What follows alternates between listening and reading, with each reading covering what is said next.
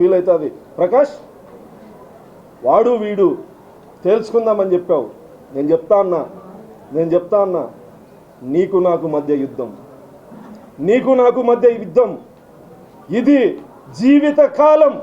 రాజకీయంగా అయినా సరే దేంతోనైనా సరే జీవితకాలం నా కంఠంలో ప్రాణం ఉన్నంత వరకు నిన్ను వేటాడతా, నిన్ను 100% వేటాడతా.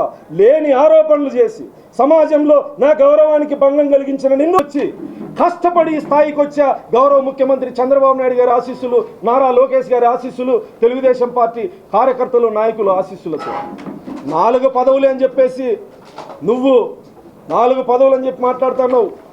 నేను గర్వంగా చెప్పుకునే 5వ పదవి ఉంది. ఇప్పుడున్న పదవులు కాల పరిమితి అయితే ఉండొచ్చు పోవచ్చు.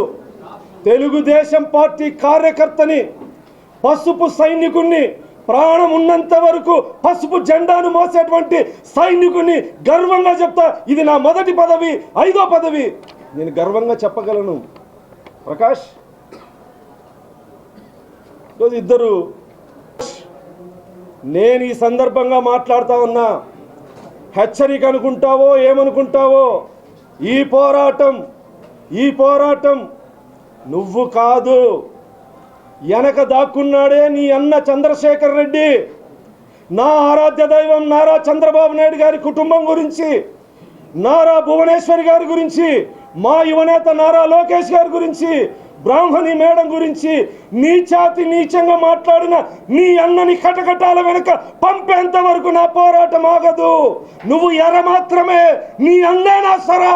ఖబర్దార్ తోపుదుర్తి అని చెప్పి సందర్భంగా హెచ్చరిస్తున్నా. నీకు చేతనైంది చేసుకో.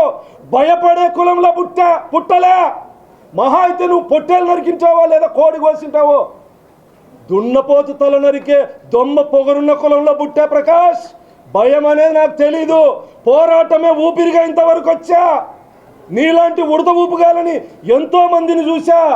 భయపడే ప్రసక్తే లేదు. ఈ రోజు నుంచి